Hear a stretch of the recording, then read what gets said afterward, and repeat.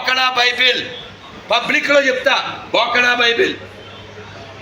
దమ్ముంటే ఏదన్నా వాదించు, డిబేట్ రా, మాట్లాడు. మనం ఏదో చేసినట్టు బోకడా బైబిల్ క్రైస్తవ బొక్క అంటే. ఇప్పుడు యేసు వాళ్ళ అమ్మ ఎవరు? మరియమ్మ. అంటే మరియమ్మకి ఎవరి వలన పుట్టాడు యేసు?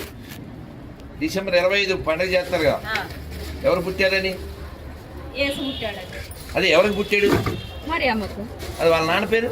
వాళ్ళ నాన్న పేరు వాళ్ళ నాన్న రూపం లేదు కదా, నాన్న ఎవరో తెలియదు అంటావు. ఎవడు పుట్టాడో తెలియని యేసు, అదే title. Hello guys, praise the Lord. నేను మీ హనోక్.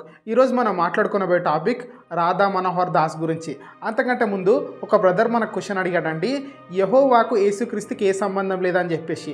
యెహోవాకు యేసుక్రీస్తుకి ఏ సంబంధం లేకపోతే మత్తయి సువార్త 3వ అధ్యాయము 16-17 వచనాలలో ప్రభు అయిన యేసుక్రీస్తు వారు బాప్తిజం తీసుకున్న తర్వాత ఈయనే నా ప్రియ కుమారుడు, ఈయన యందు నేను ఆనందిస్తున్నాను అని చెప్పేసి తండ్రి అంటే యెహోవా ఎందుకు మాట్లాడారు, ఎందుకు ఆ స్వరం వినిపించింది? తండ్రి కుమారునికి సంబంధం ఉంది కాబట్టే, యెహోవాకు యేసుక్రీస్తుకి సంబంధం ఉంది కాబట్టే ఆ స్వరం వినిపించింది. దీని మీద మీకు ఇంకా క్లారిటీ కావాలంటే ఈ 2 వీడియోలు చూడండి, మీకు ఇంకా క్లారిటీ వస్తుంది. ఇంకా మనం మన టాపిక్లోకి వచ్చేద్దాం. నేను ఈ రాధా మనోహర్ దాస్ మీద వీడియో చేయాలనుకోలేదు, నాకు ఇతనికి అంత లగ్జరీ ఇవ్వాలనిపించలేదు. ఇతని మీద వీడియో చేస్తే టైం వేస్ట్ అనుకునేవాడిని, కానీ తప్పట్లేదు. ఎందుకంటే ఏ ఇంటర్వ్యూలోకి పోయినా కానీ, ఎక్కడ పోయినా కానీ క్రిస్టియానిటీ గురించి ఇతను మాట్లాడతాడు. అందుకే నేను ఈ వీడియో చేయాల్సి వస్తుంది. ఇంకా వీడియోలోకి వెళ్ళడానికంటే ముందు ఛానల్కి ఎవరైనా కొత్తగా వస్తే తప్పకుండా సబ్స్క్రైబ్ చేయండి. ఈ వీడియో కనుక మీకు నచ్చితే లైక్ చేయండి, ఈ వీడియోని పూర్తిగా చూడండి, తర్వాతనే కామెంట్ చేయండి. ఇంకా మనం టాపిక్లోకి వెళ్దాం. ఈ వీడియో చేయడానికి ముఖ్య కారణము, రీసెంట్గా నేను ఒక ఇంటర్వ్యూ చూసా రాధా మనోహర్ దాస్ది. ఆ ఇంటర్వ్యూ దేని గురించి అంటే 2025లో బంజారా హిల్స్లో ఒక టెంపుల్ని కూల్చేశారు. దాని గురించి ఆ ఇంటర్వ్యూ. ఆ టెంపుల్ని ఎవరు కూల్చేశారంటే గవర్నమెంటే కూల్చేసింది. ఎందుకనంటే గవర్నమెంట్ ప్లేస్లో ఆ టెంపుల్ ఉందని చెప్పేసి ఆ టెంపుల్ని కూల్చేసింది. దీని మీద కేసులు అయ్యాయి, కోర్టుకు వెళ్ళారు. మళ్ళీ గవర్నమెంట్ ఆ టెంపుల్కి కొంచెం ప్లేస్ ఇస్తామని చెప్పేసి అనౌన్స్మెంట్ కూడా చేసింది. దాని గురించి ఈ ఇంటర్వ్యూ. కానీ ఇంటర్వ్యూలో వీళ్ళు ఏం మాట్లాడుకుంటున్నారు? క్రైస్తవుల గురించి మాట్లాడుకుంటున్నారు. ఆ ఇంటర్వ్యూయర్ కూడా క్రైస్తవుల గురించి క్వశ్చన్లు అడుగుతున్నాడు, ఈయన చెప్తున్నాడు. ఎందుకు?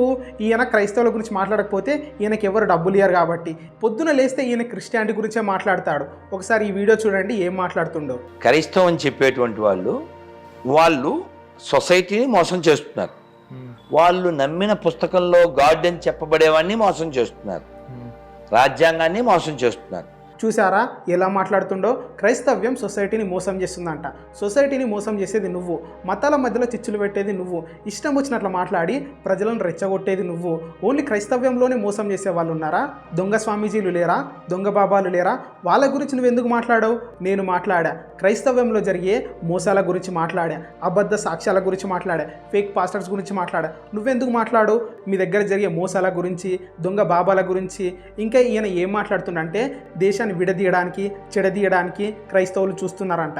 ఈ దేశాన్ని విడదీయడానికి, చెడదీయడానికి వాళ్ళు చేస్తున్నారు. ఈయన ఇలా ఎందుకు మాట్లాడుతుందంటే ఈయన సరిగ్గా చదువుకోలేదు కాబట్టి. చదువుకుంటే ఇలా మాట్లాడరు. అక్కమ్మ చరణ్ ఈమె బ్రిటిషర్స్కి అగెనిస్ట్గా పోరాడింది. S K Rudra non cooperative movement ఈయన ఇంట్లోనే మొదలైంది. బ్రహ్మ బందో ఈయన ఒక జర్నలిస్ట్. ప్రజలకందరికీ స్వదేశీ మూమెంట్ తెలిసేలా చేసింది ఈయనే. ఇంకా చాలామంది క్రైస్తవులు ఉన్నారు మన దేశం గురించి పోరాడిన వాళ్ళు. అమెరికాలో ఉన్న అతిపెద్ద డిఫెన్స్ హెడ్ క్వార్టర్స్ అయిన పెంటగాన్ గురించి ఈయన ఏం మాట్లాడుతుండో ఒకసారి మీరే చూడండి. సైంటిఫిక్ గా కూడా ప్రూవ్ అయింది. గోమయం అని చెప్తాం అంటే ఆవు పేడ. ఆవు పేడ యొక్క విశిష్టత ఇప్పుడు అమెరికా వాళ్ళు కూడా ఒప్పుకున్నారు. మీకు పెంటగాన్ తెలుసా? పెంటగాన్ అని అక్కడ వాళ్ళు మిసైల్స్ అవి తయారు చేస్తారు. అక్కడ కూడా గోడలకి ఈ ఆవు పెండే పూస్తున్నారు. ఎందుకు? యాంటీబయాటిక్. మనకి తెలుసు, మనకి తెలుసు 30 ఏళ్ల క్రితం వరకు ఇప్పుడు అలుసు. చూసారా ఎలా మాట్లాడుతుండో? అమెరికాలో ఉన్న అతిపెద్ద డిఫెన్స్ హెడ్ క్వార్టర్స్ అయిన పెంటగాన్లో పేడ పూస్తారంట. ఇది ఈయన జ్ఞానము. ఇక్కడ పేడ, అక్కడ పెంట ఉంది కాబట్టి ఈ రెండింటిని కలిపేసి పెంటగాన్లో పేడ పూస్తారని చెప్తున్నాడు. ఇది ఈయన జ్ఞానము. ఈయన కొంచెమన్నా చదువుకుంటే పెంటగాన్ అంటే 5 కోణాలు ఉంటాయి, హెక్సాగాన్ అంటే 6 కోణాలు ఉంటాయి, హెక్టాగాన్ అంటే 7 కోణాలు ఉంటాయి అని చెప్పేసి తెలిసేది. చదువుకోలేడు కదా, ఇలానే మాట్లాడతాడు. ఈయనకి ఇదే కాదు, రామాయణం గురించి కూడా తెలీదు. రామాయణం గురించి ఒక ఆయన క్వశ్చన్ అడిగితే చూడండి ఎలా మాట్లాడుతుండో. రావణాసురుడికి స్త్రీని, పరాయి స్త్రీని తన ప్రమేయం లేకుండా ముట్టుకుంటే 100 ముక్కలు 3000 ముక్కల శాపం ఉంది. ఆ శాపం ఉన్నప్పుడు సీతాదేవిని జుట్టు పట్టుకొని మెలేసి తీసుకెళ్లాడని చెప్పి స్పష్టంగా రామాయణంలో, వాల్మీకి రామాయణంలో రాసింది. మెలేసి పట్టుకున్నప్పుడు స్త్రీని తాకినట్టు కదా, మరి ఆ శాపం ఎందుకు తగలేదు దానికి? ఇది మంచి ప్రశ్న, మనం పెద్దవాళ్ళని అడుగుదాం. చూసారా, ఆ ఇంటర్వ్యూవర్ ఒక క్వశ్చన్ అడిగితే పెద్దవాళ్ళని అడుగుదామంటున్నాడు. అంటే ఈయన రామాయణం చదవలేదు, ఈయన రామాయణాన్ని అర్థం చేసుకోలేదు. అర్థం చేసుకుంటే చదువు ఉంటే ఈ క్వశ్చన్స్కి ఆన్సర్ చేసేవాడు. రామాయణమే సరిగ్గా అర్థం చేసుకోలేదు, రామాయణమే చదవలేడు. మళ్ళీ మన బైబుల్ని అంటాడు, బైబుల్ని బుకడా బైబుల్ అంటాడు. యేసుక్రీస్తుని నోటికి వచ్చినట్లు మాట్లాడతాడు. ఫస్ట్ రామాయణం చదువుకోండి సార్, తర్వాత ఇంటర్వ్యూలు ఇద్దురు. ఈయన బైబిల్లో కొంతమంది మనుషులు చేసిన పాపాలు ఉంటాయి కదా, వాటి మీద ఒక బుక్ రాసి ఆ బుక్ని ప్రతి ఇంటర్వ్యూకి తీసుకెళ్ళి ఆ బుక్నిచ్చి చదవమంటాడు. ఒకసారి ఈ వీడియో చూడండి. డేవిడ్ అనే ఆయన అతను దావీదు అంటారు తెలుగులో. ఒకసారి కింద చదివితే. ఓకే. స్నానం చేస్తున్న బెత్షెబాని మెడ మీద నుండి చూసి అనుచరుడి ద్వారా తన దగ్గరకు తెప్పించుకుంటున్న దావీదు. చూసారా, దావీదు పాపం చేశాడని చెప్పేసి మనకు అందరికీ తెలుసు. దావీదు పాపం చేశాడు, దేవుడు దానికి శిక్షణ ఇచ్చాడు. దావీదు పశ్చాత్తాపడ్డాడు, దేవుడు మళ్ళీ క్షమించి దగ్గరికి తీసుకున్నాడు. బైబిల్లో ఉన్న కొంతమంది మనుషులు తప్పు చేయలేరని చెప్పేసి నేను అంటలేను. బైబిల్లో ఉన్న కొంతమంది మనుషులు తప్పులు చేశారు, దేవుడు వాళ్ళకి శిక్షను కూడా విధించాడు. కానీ దేవుడు అంటోడు తప్పు చేయొద్దు. ఆయన తప్పు చేస్తే ఆయన అసలు దేవుడే కాదు. బైబిల్లో ఉన్న దేవుడు ఒక్క తప్పు చేయలేడు, ఒక్క పాపం చేయలేడు, అందుకే ఆయన దేవుడు అయ్యాడు. ఈయన బైబిల్లో దావీదు చేసిన పాపాలను తీసుకొచ్చి, కొంతమంది మనుషులు చేసిన పాపాలను తీసుకొచ్చి బైబిల్ని దూషిస్తున్నాడు. ఇష్టం వచ్చినట్లు మాట్లాడుతుండు, బుకడా బైబిల్ అంటున్నాడు. ఏ గ్రంథంలో అయినా కానీ, ఏ మత గ్రంథంలో అయినా కానీ మనుషులు తప్పు చేయకుండా ఉన్నారా, పాపం చేయకుండా ఉన్నారా? మీరే చెప్పాలి. ఈయన ఒక గురువై ఉండి మతాల మధ్యలో చిచ్చు పెడుతున్నాడు, ప్రజలను రెచ్చగొడుతున్నాడు, వీడియోల కింద కామెంట్లు పెడుతున్నాడు. ఆ కామెంట్లు ఎంత దారుణంగా ఉన్నాయంటే మీరు కూడా చదవలేరు, అంత దారుణంగా ఉన్నాయి. అలాంటి కామెంట్లు చూసిన కొంతమంది ఏం చేస్తారు, వేరే మతం వాళ్ళ వీడియోస్ కిందికి వెళ్ళి కామెంట్లు పెడతారు. వాళ్ళు వీళ్ళు కొట్టుకుంటుంటే ఈయన చూసి నవ్వుకుంటుంటాడు. ఇది గురువు చేసే పని, ఇది సన్యాసి చేసే పని. ఈయన ఒక సన్యాసి అయి ఉండి, ఒక గురువై ఉండి ఒక అమ్మాయితో ఎలా మాట్లాడుతుండో మీరే వినండి. ఫీలింగ్ అది నా క్వశ్చన్. ఎందుకంటే గ్యాప్ చాలా ఉంది కదా. నీ ఏజ్ ఎంత? 24. ఏం చెప్పాలి? నేను చెప్పరా? I love you. ఏం చెప్పాలి? నేను చెప్పరా? I love you.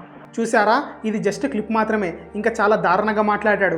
మనది ఫ్యామిలీ ఫ్రెండ్లీ ఛానల్ కాబట్టి అవన్నీ ఇక్కడ పెట్టట్లేదు. ఈయన చేసే కొన్ని పనుల వల్ల హిందుత్వానికి కూడా చెడ్డ పేరు వస్తుంది. ఈయన్ని హిందువులే తిడుతున్నారు. కామన్ సెన్స్ ఉందా నీకు? ఒక నార్మల్ ఇన్స్టాగ్రామ్ యూజరో లేకపోతే ఒక నార్మల్ పర్సనో పోయి కామెంట్లు పెట్టిండంటే ఒకటి, కానీ నువ్వు ఒక స్థాయిలో ఉన్నావు, ఎంతోమందిని ఇన్స్పైర్ చేసే స్థితిలో ఉన్నావు. అట్లాంటి నువ్వు ఇట్లాంటి మాటలు మాట్లాడితే జనాలు కూడా నీ దగ్గర నుంచి అవే కదా నేర్చుకుంటారు. దానివల్ల వచ్చిన పెంటనే ఇదంతా. మళ్ళీ కొందరు పెద్ద మనుషులు ఉంటారు, శర్మాలని పేరు పెట్టుకొని, మిమ్మల్ని చూసి ఇన్స్పైర్ అవ్వాలంటే ఏంటో నిన్ను చూసి ఇన్స్పైర్ అయ్యేది? మీరైనా చెప్పండి, ఏంటో అతను చూసి ఇన్స్పైర్ అయ్యేది? బూతులు మాట్లాడమా, బైబిల్ని తిట్టడమా? ఇంకా ఈయన కొంతమంది ప్రజలను కూర్చోబెట్టి ఏమని ప్రమాణం చేపిస్తున్నాడో మీరే వినండి. నేను హిందువుల దగ్గరే కొంటాను, హిందువుల దగ్గరే తింటాను, హిందువుగానే ఉంటాను. చూసారా ఎలా ప్రమాణం చేపిస్తున్నాడో? హిందువుల దగ్గరనే తినాలంట, హిందువుల దగ్గరనే కొనాలంట. ఈయన ఇలానే ఉంటే, అంటే మాట మీద ఉంటే, ఈయన ఇప్పుడే యూట్యూబ్ ఛానల్ని డిలీట్ చేయాలి. ఎందుకనంటే యూట్యూబ్ని క్రియేట్ చేసింది ఒక క్రిస్టియన్, ఒక ముస్లిం. అంతేకాకుండా ఈయన కార్లో తిరుగుతాడు కదా, కార్లో తిరగొద్దు. ఎందుకనంటే అది పెట్రోల్ కార్ అయితే పెట్రోల్ కార్, డీజిల్ కార్ అయితే డీజిల్ కార్, ఈ రెండింటిని ఆయన వాడొద్దు. ఎందుకనంటే పెట్రోల్ ఇంజన్ని, డీజిల్ ఇంజన్ని తయారు చేసింది ఒక క్రిస్టియన్. ఈయన టచ్ ఫోన్ వాడుతున్నా అనుకో, టచ్ ఫోన్ వాడొద్దు. ఎందుకనంటే టచ్ స్క్రీన్ ఇన్వైట్ చేసింది, టచ్ స్క్రీన్ టెక్నాలజీ తీసుకొచ్చేది ఒక క్రిస్టియన్. ఈయన టీవీ వాడొద్దు, రేడియో వాడొద్దు, ఏం వాడొద్దు. ఎందుకనంటే వాటిని ఇన్వెంట్ చేసింది ఒక క్రిస్టియన్. ఇవన్నీ మీకు వాడొద్దు అంటలేను, ఆయన మాట మీద ఉంటే ఆయన వాడొద్దు అంటున్నా. నాకు ఇలాంటి ఎవ్వరు చెప్పలేరు. నాకు 10 మంది ఫ్రెండ్స్ ఉంటే అందులో 7 మంది హిందూ ఫ్రెండ్సే ఉన్నారు. నేను వాళ్ళ పెళ్ళిళ్ళకి వెళ్తా, ఇంటికి వెళ్తా, ఫంక్షన్స్కి వెళ్తా, వాళ్ళ ఇంట్లో తింటా. నాకు ఇలాంటి అభ్యంతరాలు లేవు.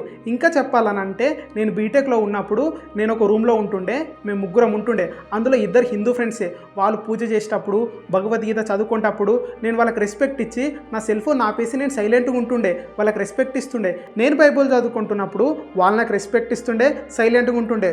మా మధ్యలో కులాలు, మతాలు అలాంటి భేదాలు ఏముండకుండే, మంచిగా ఉంటుండే. కానీ ఇలాంటి వాళ్ళు చేసే కొన్ని పనుల వల్ల ఫ్రెండ్స్ మధ్యలో కుల మత భేదాలు వస్తున్నాయి, మనుషుల మధ్యలో కుల మత భేదాలు భేదాలు వస్తున్నాయి. అందుకే మనుషుల మధ్యలో గొడవలు ఎక్కువైతున్నాయి. ఈయన కొంతమంది దగ్గరికి వెళ్ళి రైల్వే స్టేషన్స్ లాంటి ప్లేసెస్లలో మీ బాబు మా బాబు అని చెప్పేసి ప్రజలను రెచ్చగొడుతున్నాడు. మాకే పుట్టావు, బోకడా బైబిల్లో మీ నాన్న పేరు ఉండదు, రాసుకో. ఉన్నాయి. బాబు పేరు చెప్పు, నీ పేరు చెప్పు. చెప్పు. తుడుచుకునే బైబిల్లో మీ బాబు పేరు ఉందా? ఏదో బ్రిటిష్ వాడు పుట్టినట్టు బోకడా బైబిల్ పబ్లిక్ లో చెప్తా, బోకడా బైబిల్. దమ్ముంటే ఏదన్నా వాదించు, డిబేట్ రా, మాట్లాడు. మనం ఏదో చేసినట్టు బోకడా బైబిల్ క్రైస్తవ బొక్క. ఈడేదో పెద్ద బ్రిటిష్ వాడు పుట్టినట్టు క్రైస్తవ బొక్క తోలు తీసేస్తాం క్రైస్తవం మాటిస్తారంటే. ఇంకా ఈయన సాధారణ మనుషుల దగ్గరికి వెళ్ళి చిన్న చిన్న పనులు చేసుకుంటారు కదా, వాళ్ళ దగ్గరికి వెళ్ళి దేవుని గురించి బైబిల్ గురించి ఇష్టం వచ్చినట్లు క్వశ్చన్స్ అడుగుతున్నాడు. ఇప్పుడు గుడికి వెళ్ళే వాళ్ళు మసీద్కి వెళ్ళే వాళ్ళంతా నరకానికి వెళ్తారా? వాళ్ళ నిర్ణయం. వాళ్ళ నిర్ణయం కాదమ్మా. నిర్ణయం అది. యేసు నమ్మకపోతే ఏమవుతుందంటావు? యేసు నమ్మకపోతే నరకం ఉంటది. అంతేనా? కాదమ్మా, ఇప్పుడు యేసు నమ్మినా పర్వాలేదా, నమ్మపోయినా పర్వాలేదా? నమ్మాలి. నమ్మకపోతే ఏమవుతుంది? నమ్మకపోతే నరకం. అంతేనా? అదే గాంధీకి కూడా తప్పదంటావు. ఎవరికైనా తప్పదు. అంబేద్కర్ నరకానికి వెళ్తాడంటున్నా నిర్మలమ్మ. ఏం పేరు? అయ్యా రాధా మనోహర్ దాస్ గారు, మీకు బైబిల్ మీద అంత జ్ఞానం ఉంటే, బైబిల్ మీద అన్ని క్వశ్చన్స్ ఉంటే, మీకు చాలామంది డిబేట్కి రమ్మని చెప్పేసి అడుగుతున్నారు. ఒక్కసారి అక్కడికి వెళ్ళండి, వాళ్ళతో డిబేట్ చేయండి. మీకు అంత జ్ఞానం ఉంటే ఒకసారి గెలవండి, చూద్దాం. ఈయన పొద్దున లేస్తే క్రైస్తవుల గురించి ముస్లింల గురించి ఇష్టం వచ్చినట్లు మాట్లాడతాడు. వాళ్ళ మధ్యలో గొడవలు పెడతాడు. వాళ్ళ దేవుడిలా వీళ్ళ దేవుడిలా, క్రైస్తవ్యం దేశాన్ని చెడగొట్టింది విడగొట్టింది అని చెప్పేసి ఇష్టం వచ్చినట్లు మాట్లాడతాడు. కానీ క్రైస్తవులు ఈ దేశానికి ఎంత మేలు చేశారో ఈయనకు తెలీదు. ఎందుకంటే ఈయన చదువుకోలేదు కదా. ఈరోజు మన దేశంలో సతీ సహగానం లేదనంటే దానికి ముఖ్య కారణం విలియం కేరీ. సతీ సహగానం ఉండొద్దని చెప్పేసి విలియం కేరీ చాలా పోరాడారు. ఈరోజు మన మధ్యలో అది లేదు. అంతేకాకుండా జేమ్స్ లాంగ్ రైతుల గురించి చాలా పోరాటం చేశాడు. ఇంకా అలెగ్జాండర్ డఫ్ అయితే మోడర్న్ ఎడ్యుకేషన్లో చాలా రిఫార్మ్స్ తీసుకొచ్చాడు. ఇలా క్రైస్తవులు మన దేశంలో చాలా చేశారు. విద్య, వైద్యం, పేదవాళ్ళకి సహాయం, ఇలా చాలా చేశారు. ఎందుకు చేశారనంటే దేవుని ప్రేమను చూపించడానికి. బైబిల్ అది వారికి నేర్పించింది కాబట్టి. బైబిల్లో మత్తయి సువార్త 22వ అధ్యాయంలో ఒక మాట ఉంటుంది, నిన్ను వాళ్ళని పొరుగువాన్ని ప్రేమించమని చెప్పేసి. ఈ మాటను బట్టి వాళ్ళు ఇవన్నీ చేసుకుంటూ వచ్చారు. మీరు ఒకటి గమనించారా? ఎక్కడైనా కానీ క్రైస్తవులను కొట్టినా తిట్టినా దూషించినా వాళ్ళు రిటర్న్ కొట్టరు, రిటర్న్ తిట్టరు. ఎందుకనంటే బైబిల్ వాళ్ళకి అది నేర్పించింది కాబట్టి. దేవుని ప్రేమ వాళ్ళ లోపల ఉంది కాబట్టి రిటర్న్ కొట్టరు. నేను మీకు ఒకటి చెప్పాలనుకుంటున్నా, మన దేవుని మనం నమ్ముదాం, ఇతర మతాలని మనం రెస్పెక్ట్ చేద్దాం. We are Indians, we are one. మా ఇన్ఫర్మేషన్ కనుక మీకు నచ్చినట్లయితే తప్పకుండా లైక్, షేర్, సబ్స్క్రైబ్ చేయడం మాత్రం మర్చిపోకండి. మళ్ళీ ఒక మంచి వీడియోతో మళ్ళీ మీ ముందుకు వస్తా. ఛానల్ మొత్తం ఒకసారి చెక్ చేయండి, చాలా మంచి వీడియోస్ ఉన్నాయి. Praise the lord.